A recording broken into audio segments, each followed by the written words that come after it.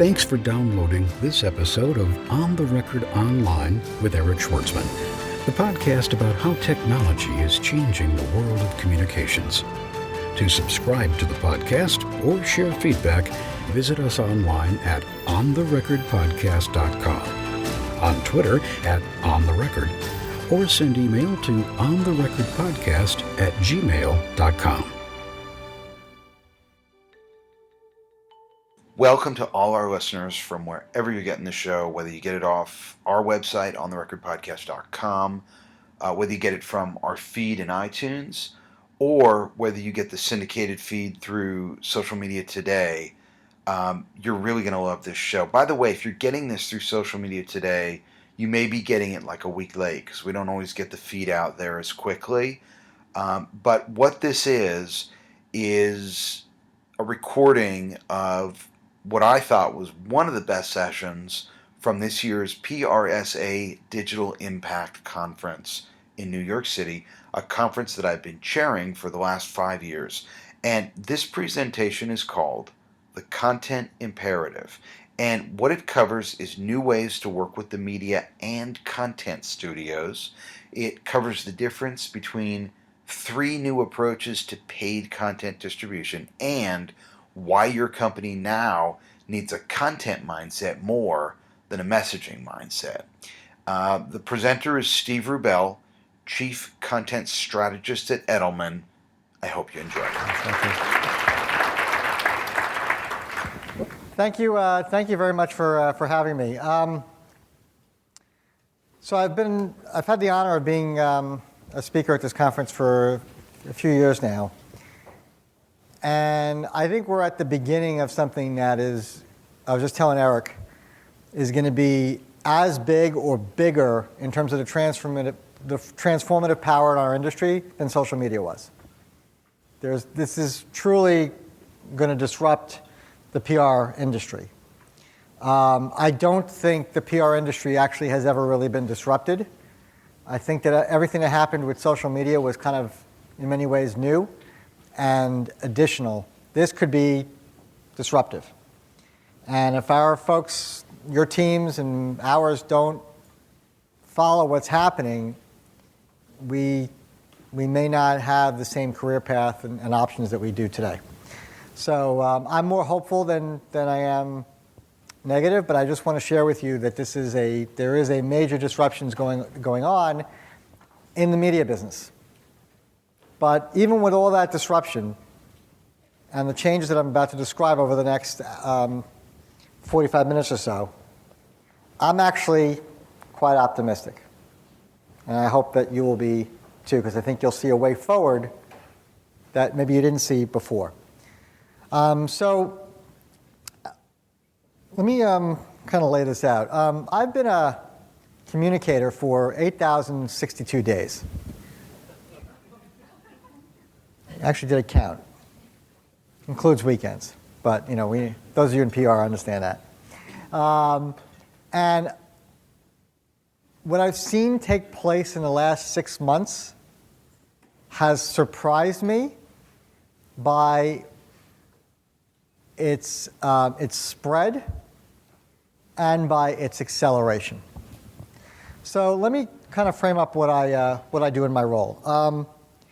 What I do is I go out and I'm freed up for Edelman to find the smartest people I can in the media business and to find out how their jobs are changing and what that means for our 5,000 people and our clients worldwide. So my job split is basically into thirds.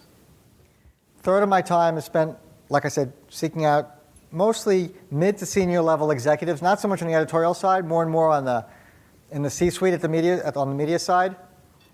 And also some of the platforms that are in the middle, as well as the technology platforms that we use. So, for example, Facebook, Twitter, Tumblr, et cetera. And I try to find out how is media consumption changing, and what does that mean for our clients and our teams worldwide, so that we begin to move in that right direction. And this goes, I usually go everywhere from seeing the folks at CBS to seeing folks at BuzzFeed, or who I know you're going to hear from today or tomorrow, to looking at The Verge, to looking at completely new business models that are evolving in the ad tech space as well. And there are a group of people within Edelman who I work with who basically do the same thing in their respective markets in the UK, in Australia, and in Germany, in Asia Pacific, just to get a global feel for what's happening. And I'm seeing the same trend everywhere, which is disruption. And I'm going to lay out kind of what is happening today and what it means, I think, for you and your teams and your jobs. So the impetus for this is we see, a couple of years ago, we kind of had a view that media consumption now more and more is converged. There's a lot of talk from our friends at the Altimeter Group about converged media as a model. We agree with that. It's something we've been tracking as well for a couple of years. So about 2 years ago, a group of us got together and said, okay, how do we make sense of the media environment? Because as I look at it, the media is terra firma for the PR industry.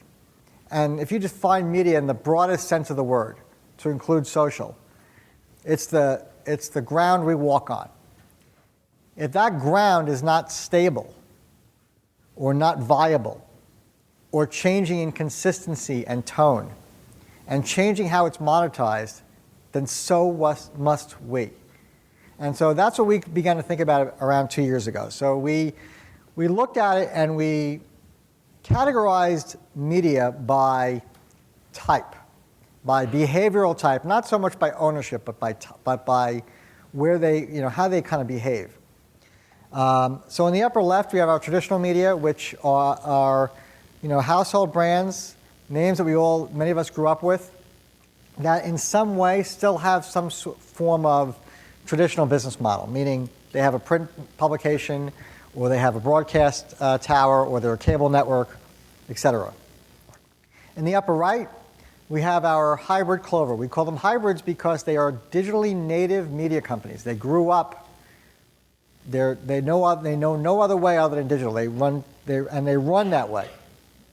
But they have traditional business models through advertising, and so we call them hybrids because they're a mix of new and yet traditional. And the bottom left, and there's been a lot of focus in this area in the last year, there is company or brand as media company, as content producer, in creating your own and operated websites and mobile apps. And the bottom right, which I know has been a big focus for us for going on 10 years now, there's social. So we look at this and we think about, when we're doing a program, how we create programs that, A, not only check each box, but move stories around. In the middle, we have two icons. We have a search icon and an icon representing visual content. We think that those are tools at our disposal. I know Danny was here earlier talking about Google. And so that's clearly something that we have to know more about. But we still had a lot of questions about this. And so Edelman has freed me up to basically kind of go try to figure out what those questions are and to help the firm as a group try to answer those. And what we found is that, well, there really isn't just 4 clovers. It's as nice and neat as that is, and as it kind of gets our head around thinking about it, there's actually many different clovers that all overlap. And everybody has a very different worldview of media. There are some people that get all their news from Facebook. There are some people that get all of their news from in-store in some markets. Or they get all their news from one given channel. My mom just got a smartphone, and now she's addicted to the CNN app, and I'm sure Jeff Zucker's happy about that. And that's a change that she, that was new for her. Everyone's got their own worldview of media. But the problem is, around that, is that there's too much content and not enough time. And audiences are getting more and more fragmented by the number of things that are vying for their attention. And that means that even the greatest stories can go missing and people won't see them. And it's not like it was 5 years ago or even 10 years ago. The amount of options for content are going up. And I want to show you a video that illustrates that. Let's see if I get the sound working.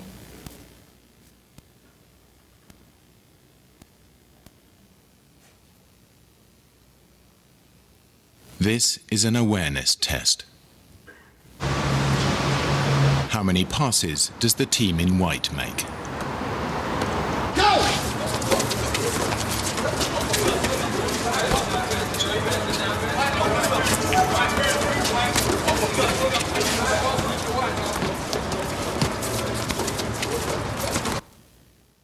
The answer is 13.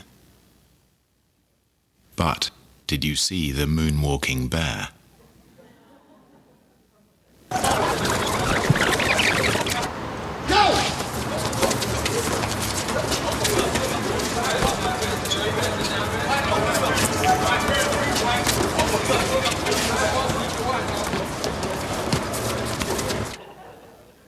So it's easy to miss something you're not looking for. And every day, people are not looking for you or your clients. And that means they're missing your stories. So I remember, when I started in media relations 20 years ago, we would go and get a great story in the New York Times or in the Wall Street Journal, and man, it was great because I didn't have to do any work for 3 more weeks. When that story hit, it had enough resonance to drive behavior or perception change for a while before I had to think about generating the next placement. That's gone, long gone. It requires a lot of rain now for people to realize they need to buy an umbrella. And so that means you are a moonwalking bear, I am a moonwalking bear, we are all moonwalking bears. So we have to think about how we stand out in the cloverleaf. We need new strategies to stand out. The media industry, we found, totally gets it. And they have generated some new behaviors that help their stories stick to screens because they recognize they need to do that more and more. So there are, and I've written about this, there's a paper on my website. We have written about kind of 5 ways that journalists operate now. They do everything from make heavy use of analytics. If you go to a place, you go downtown, go see the folks at the Business Insider. They all sit in a room about this size, and you see a giant screen that has a leaderboard. And it's showing you whose stories, authors, are trending in real time on their site, and it changes constantly based on the stories. If somebody is writing about crisis and negative news, you bet they rise to the top. If somebody is writing about the platform wars between operating systems and mobile websites, of course, that also. If they're writing about Facebook or Twitter, of course they get more traffic. These are human beings, and they sit in this room and they watch this all day long, and they're very sophisticated, and it guides what they cover. And that's happening in newsrooms around the world. So I've written about that. Written about how more and more media companies are now thinking about being spreadable as being drillable.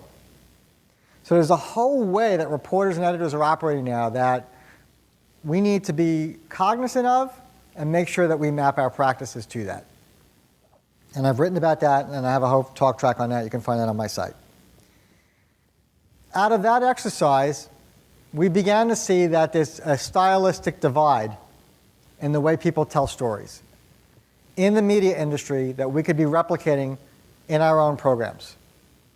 There's a difference between news you read and news you say you read. One is to elevate your private self, and the other is to elevate your public self. And we have to be thinking about that constantly in the way we tell stories. I don't think we're thinking about it that way. We're thinking we're going to do some stuff on social. A lot of the programs that are executed on social are not designed to make people look good for sharing it.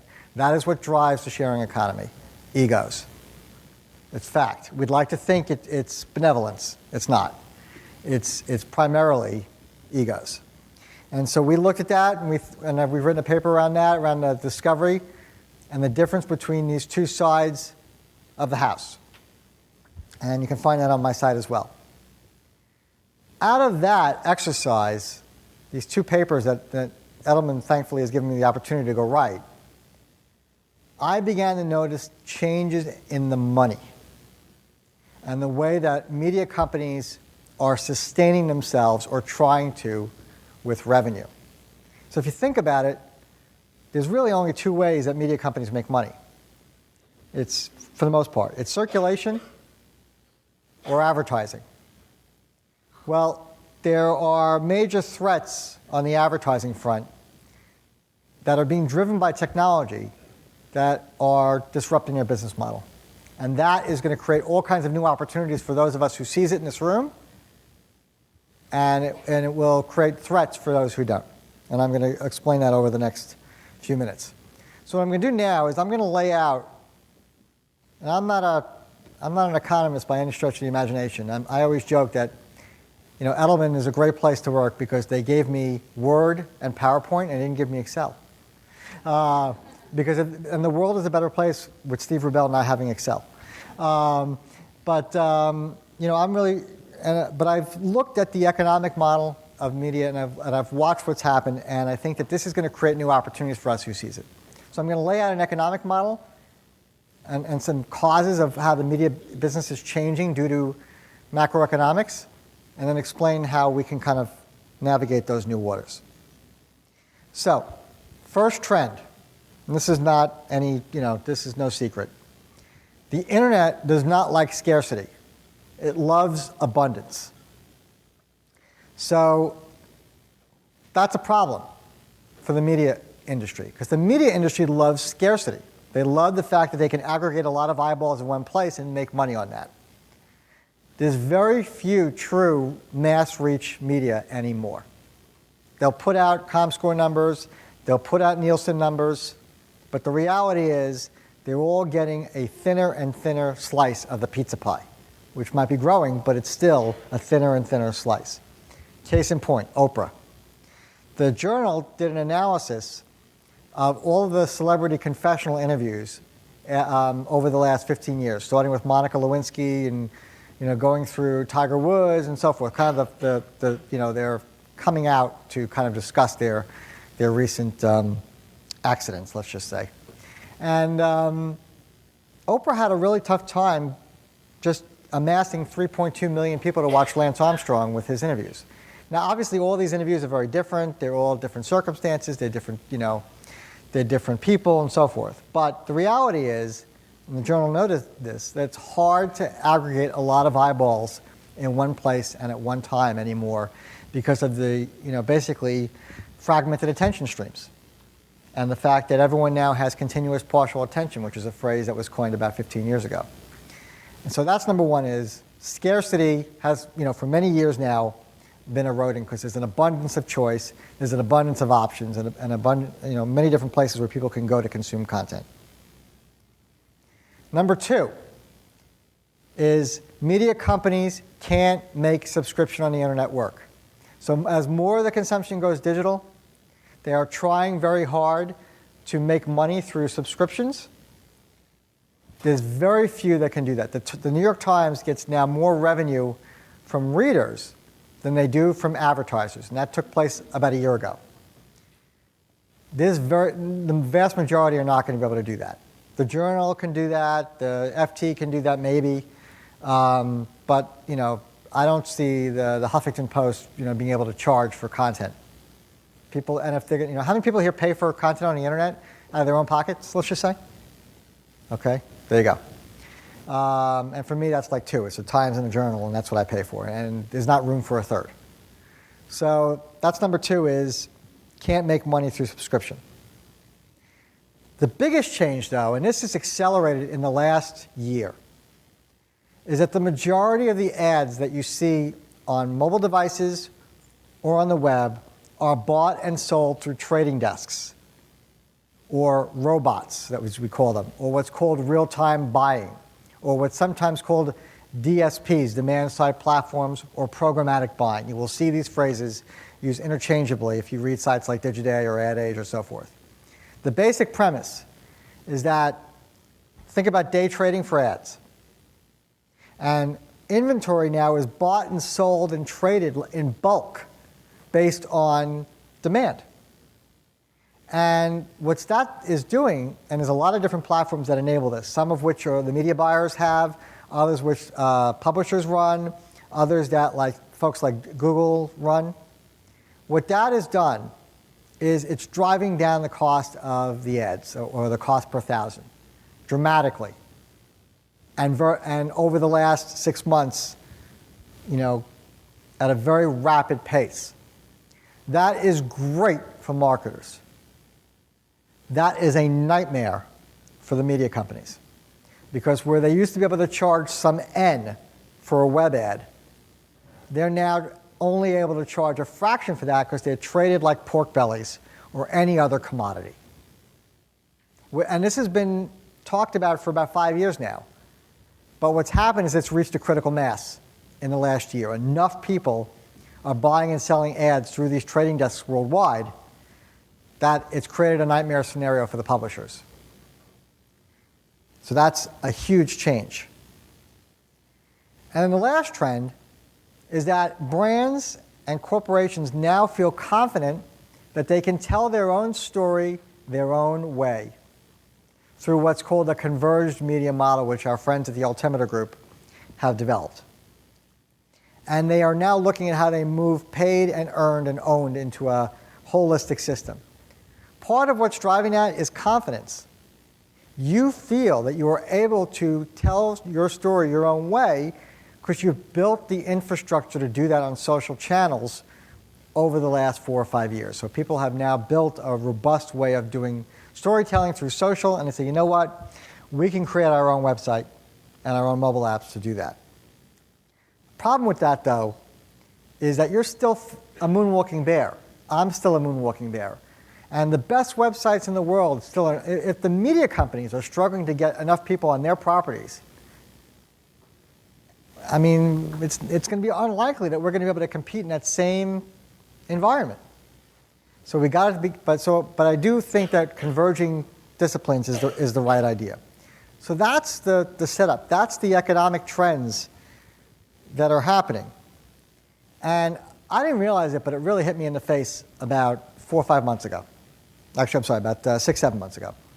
I was, like as I mentioned, what I do is I go out and I see really smart media companies and smart people in those companies. And I was doing a routine briefing at the Associated Press.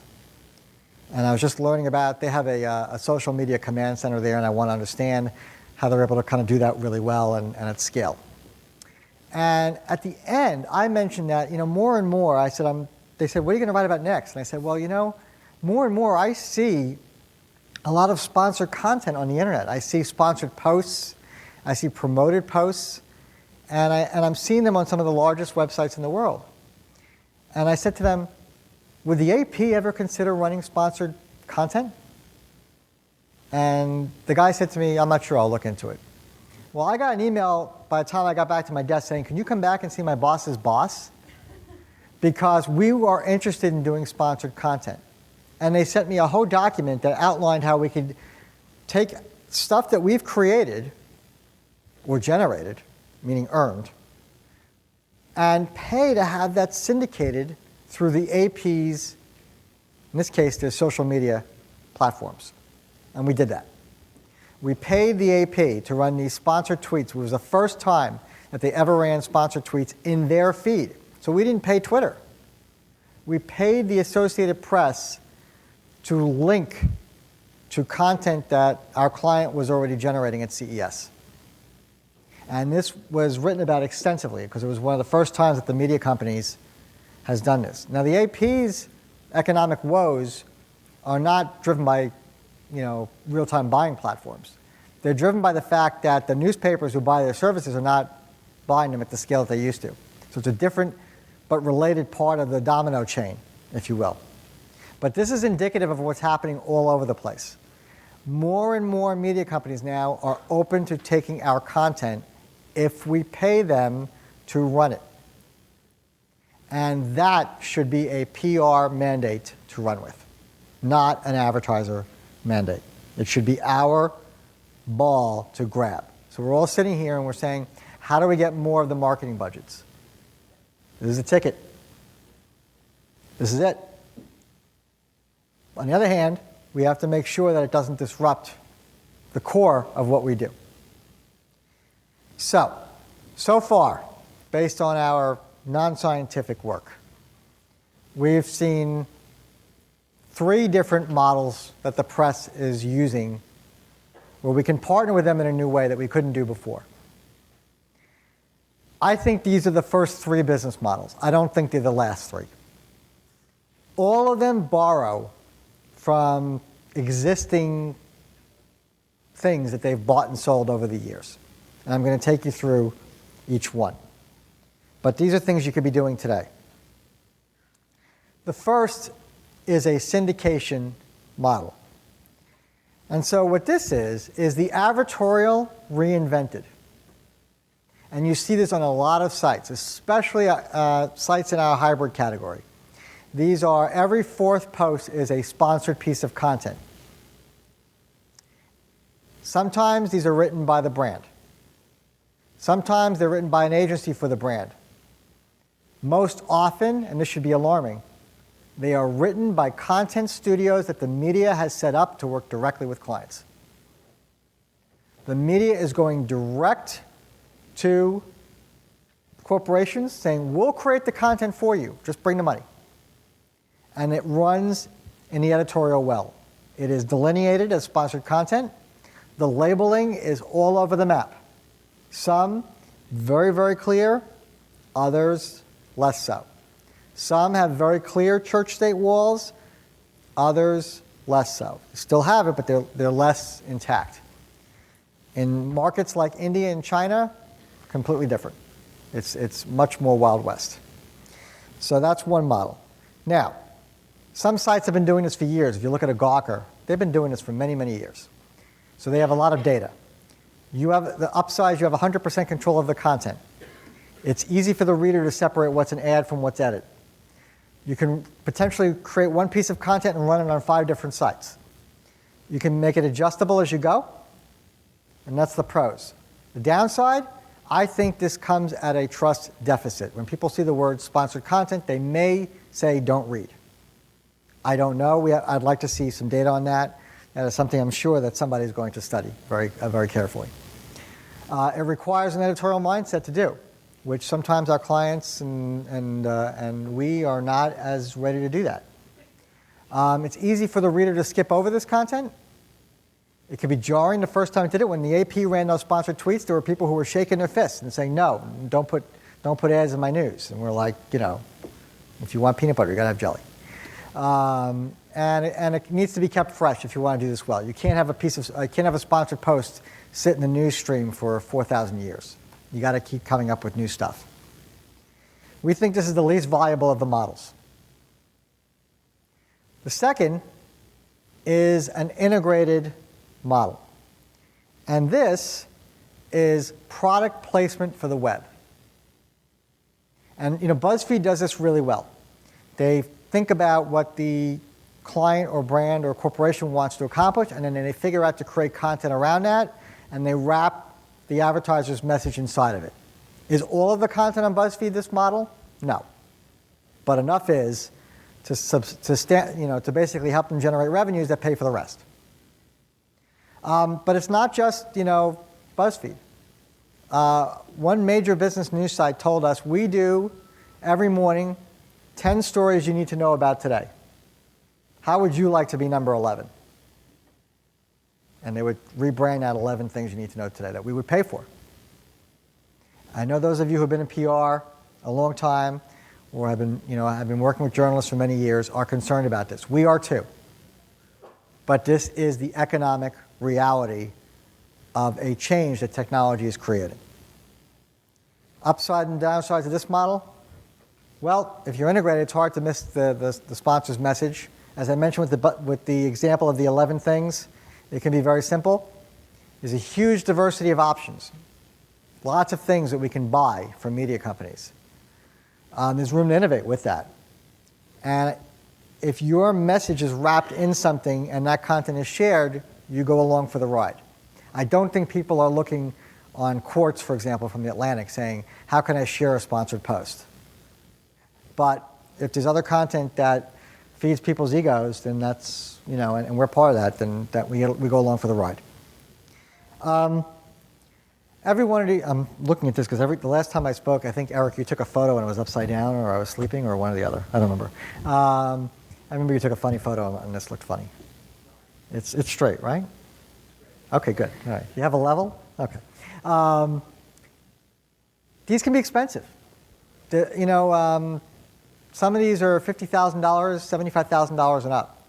The sponsored posts, the first model, the syndicated model, is far cheaper. There are some sites that will do that for $5,000 a post. Others go higher. There's a lack of accepted standards in any of these models. The trade associations are not doing anything to look at the policing of this, at least publicly.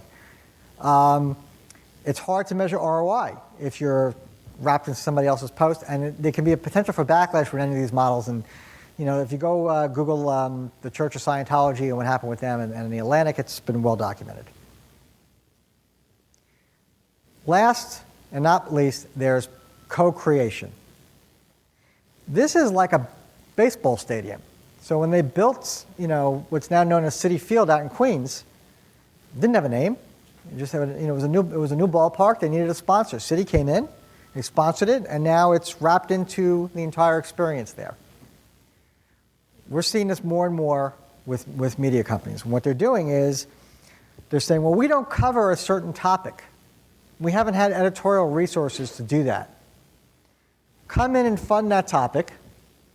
We'll bring our content. You bring some of your content. We'll put editors on that. And we'll create a new section of our website. And you'll own that for a period of time. And like I said, it's a mix of actual content from the advertiser as well as from editorial. Again, Business Insider is one of many that do this a lot. But you're seeing this all over the place. Huffington Post does this, and so forth. In some degree, The Economist does it. This is more like a media buy, which is both a pro actually and a con, because that means that money can not go to PR, it could go to media buyers. The client or the brand has directional oversight. Diverse options include events and research. A lot of media companies love this. Why? Because it comes at a trust surplus. Everybody wins. Corporation and brand wins. Media company wins because they get to create a new vertical, make new money. And the reader hopefully gets something of value that they didn't get before. So it's a triple win. We like that. Downside, I can just tell you, these are often $250,000 to $1 million and up. You still don't have any daily saying editorial. So, I know people think they're paying $1 million. They're still going to get that. They're not. Some sites have affiliate links and things can get a little blurry. These sections can be distanced from editorial. So there could be news, finance, sports, athletes who start with the letter Z, semaphore, flying a kite, and then your content. You got to really ask to be moved over onto the main stage. You can't be back, you can't be on stage 2. And it's a commitment. You got to be involved for 6 months to a year with this particular model. Again, I think these are the first 3. There are many, many gray areas, and there are many areas where people are going to push the boundaries. As I mentioned, it's global. This is happening everywhere. Australia, the Sydney Morning Herald is doing this. Out of the UK, the Financial Times is doing this. They have a different approach where they don't touch the editorial well, but they put content in the right rail that's from the sponsor. Washington Post launched a product last week that lets you create paid ways to respond to op-ed articles. This is happening. Every major media company that is looking at this to either fund part of what they do or potentially all of what they do. The church-state lines are going to be pushed. We have to embrace this as an industry. This is just the way. This is the way of the world, because there's an economic driver that's causing this. So we like to think of ourselves as a certain kind of animal, okay? And we like to say that the media is another kind of animal. Or we like to think of marketers as one kind of animal and PR people as another kind of animal. Well, you know what? Crossbreeding is in, folks. Because in this age, the internet is really messy. It's blurry. It's the land of the zabelephant. We have to get comfortable with the uncomfortable. Everybody is in everybody else's business. You have media companies that are setting up content studios that potentially could disintermediate us. You have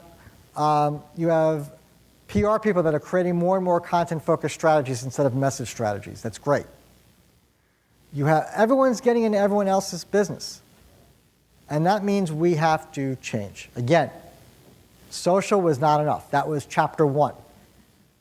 This is chapter 2, and I actually think this could be more disruptive than social was to the industry, because it gets to the heart, because there's a real financial driver here today. Social, the money took 5 years to come in. Money's moving now. We're talking now, money's moving. And so we have to be ready to adapt. So in this environment, content is no longer optional, it's imperative. It starts with good storytelling. It starts with good content. But I advise you to think about how that becomes part of a paid strategy and how communication starts to move up that value chain, because that's where it's going.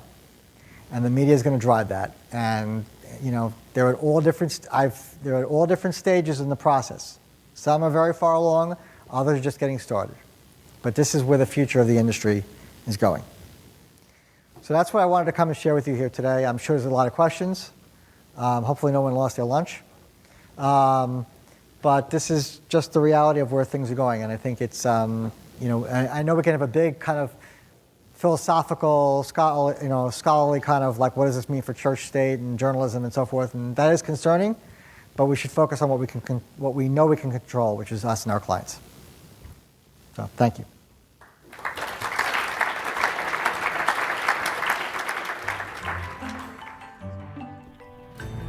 You've been listening to On the Record Online with Eric Schwartzman, the podcast about how technology is changing the world of communications. To subscribe to the podcast or share feedback, visit us online at ontherecordpodcast.com, on Twitter at ontherecord, or send email to ontherecordpodcast@gmail.com. On the Record Online is hosted by Eric Schwartzman, an independent online communications consultant whose clients include the U.S. Department of State, the United States Marine Corps, the U.S. Embassy of Greece, the Government of Singapore, Johnson & Johnson, Toyota, Southern California Edison, the Environmental Defense Fund, and dozens of small to medium-sized organizations. For information about engaging Eric Schwartzman as a speaker, social media trainer, or digital strategist, visit www.ericschwartzman.com or send email to eric@ericschwartzman.com.